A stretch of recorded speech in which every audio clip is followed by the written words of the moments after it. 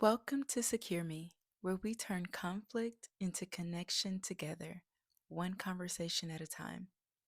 You found this for a reason. Let's begin. If you've ever said something in a relationship that you immediately wished you could take back, this is for you.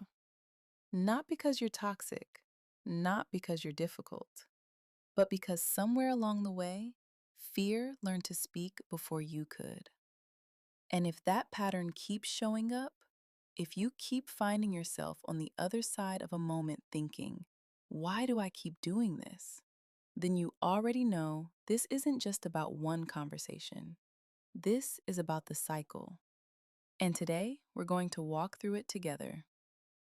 Let's set the scene. Something happened. Maybe it was a disagreement. Maybe it was silence that went on too long. Maybe it was a moment where you felt unseen and something inside you decided it had had enough. And then you said it. Maybe we just shouldn't do this anymore. And the second it left, you felt it. That immediate drop in your stomach. The words were out and you couldn't pull them back. But here's what nobody talks about. That sentence didn't come from a place of certainty. It didn't come from someone who actually wanted to walk away. It came from fear. Fear that you were already being left. Fear that saying it first would hurt less than waiting for them to say it to you. Fear that maybe you were too much, or not enough, or both at the same time. That part of you that said it wasn't trying to destroy the relationship. It was trying to protect you. That's not a character flaw. That's a pattern. And patterns can be unlearned. So there you are. The message is sent. The silence on the other side feels enormous. And now that part of you that was so loud a moment ago has gone completely quiet, leaving you alone with what just happened. This is the moment most people either spiral deeper or shut down completely. They send 3 more messages trying to fix it, or they go cold and pretend they meant it, or they lie awake replaying it, wondering what is wrong with them. What nobody tells you in that moment is that you don't have to fix it right now. You don't have to respond. You don't have to do anything except one thing: pause. Not a pause from the relationship, not a pause from the conversation, a pause from the story your fear is telling you right now. Because right now, that story sounds something like, I ruined it. I always do this. They're going to leave. I'm too broken for this. And none of that is the truth. It's just fear finishing what it started.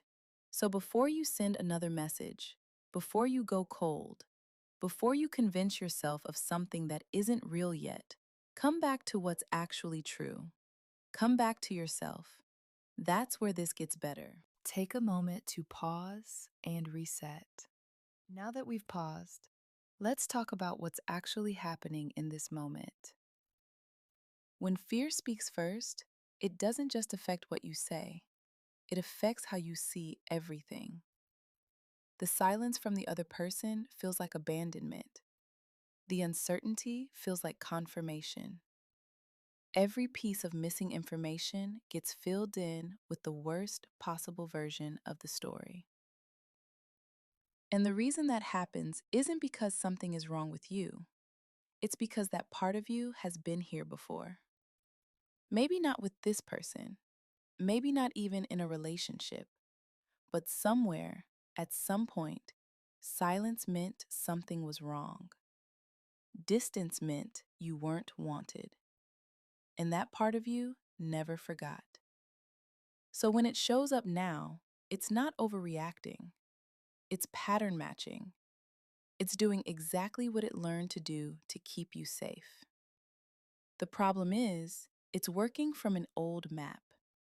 And the person in front of you deserves to be met with where you actually are right now, not where you've been. So here's what coming back to yourself looks like in this moment. You notice what's happening. You slow down. You remind yourself, I am here, right now, and I get to choose what happens next. You take one slow breath. You press your feet into the ground.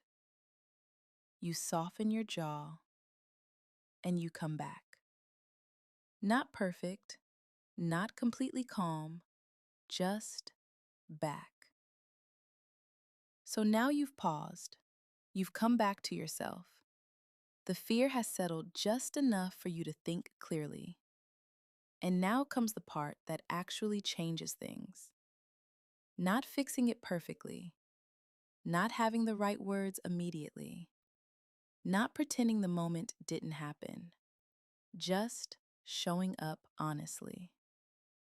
Because here's what secure communication actually looks like after a moment like this. It doesn't sound like someone who has it all together. It sounds like someone who is trying.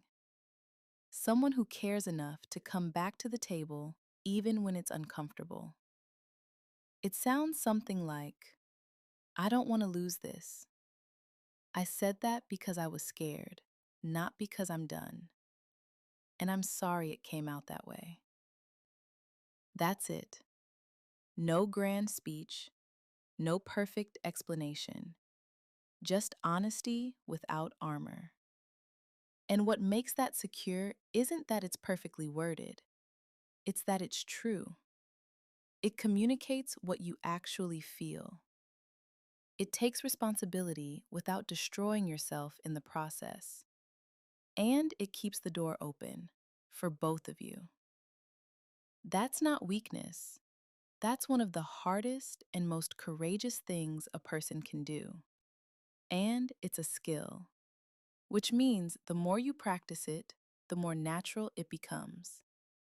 A secure response is honest and respectful, clear about what you need, emotionally present, connected without losing yourself. Small shifts create secure connection. Just by being here, you're already doing the work. And that's not small, that's secure.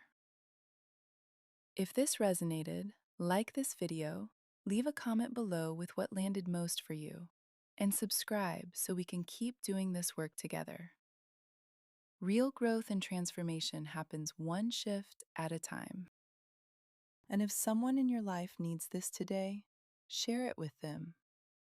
That's how we turn conflict into connection together. Whenever you're ready to go deeper, we built something that walks right alongside you. Take it at your own pace. It's yours whenever you're ready. Free link in the bio. Play gently, learn boldly. Bye for now.